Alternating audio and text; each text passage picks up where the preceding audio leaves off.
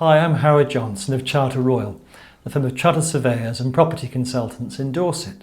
In this video, we'll look at some of the potential causes of dampness in buildings, possible remedies, and how the problems can be avoided in the first place. Even though homes weren't built with any conventional damp-proof course until the late 19th century, they were still designed to limit the presence of damp and its adverse effects on the homes and their occupants. So by the late 19th century, measures were introduced to reduce the risk, such as replacing the solid wall with two thin walls separated by a gap, hence the cavity wall.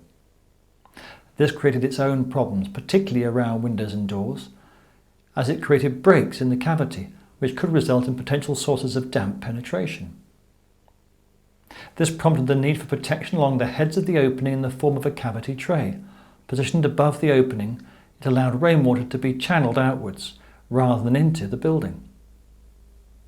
But these weren't introduced universally until the early 20th century, and sometimes missed out altogether. In the early years, trays were made from lead, but as costs increased, they were replaced in the 60s and 70s with bituminous felt. Sadly, these often failed, and in one apartment block that we saw recently, most of the trays had failed, causing chronic penetrating damp. Chimney stacks can also present problems, so damp-proof courses were introduced by the 20th century, but sadly, these can also fail. Of course, the ground beneath your home is one of the biggest potential sources of damp. Few homes built before the late 19th century incorporated any form of damp-proof course to protect the building at low level. And do remember that damp will rise through both internal and external walls. Various types of material have been used as damp-proof courses for walls since then: slate, bitumen, and more recently plastic. This horizontal damp-proof course should be provided continuously throughout all ground floor walls to protect them from rising damp and its effects. These defences will often fail if the home suffers from movement, or of course if the damp-proof material itself fails.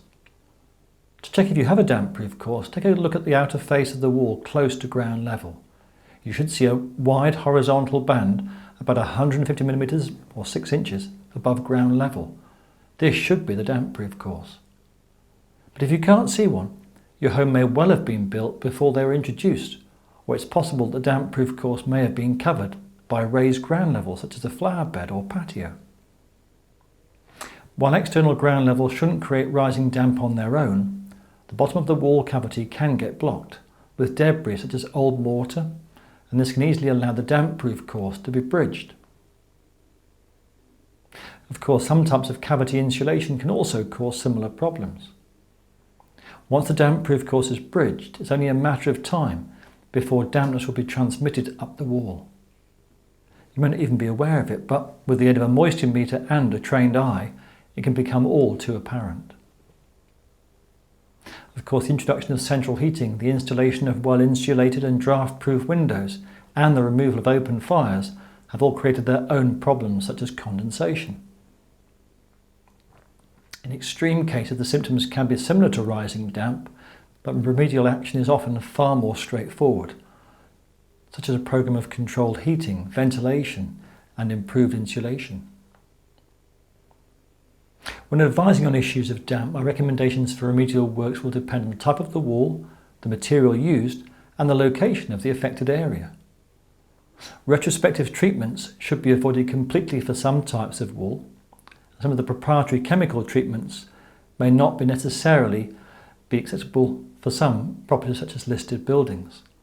So take good advice before you implement any damp-proofing works.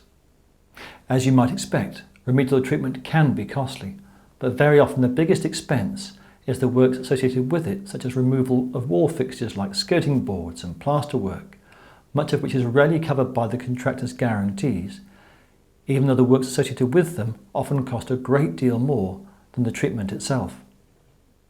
As always, prevention is better than cure. Check your damp-proof course. Do you have one? Is it properly positioned above ground level? Look at the lintels above windows and doors and the cavity wall. Are there any signs of a cavity tray? And does the chimney stack have a damp-proof course? After checking the outside, check the inside for any signs of damp penetration or damage to the adjacent internal finishes. Very often what can start off as being a minor building defect can lead to a major problem, which may prejudice a potential sale, particularly if the costs involved are significant. So please don't bury your head in the sand until a problem arises. It will cost you more in the long term, and be aware that these defects are not limited to older properties, so it'd be prudent to consider our advice and recommendations even if your home is only a few years old. Charter Royal, providing advice and support when you need it most.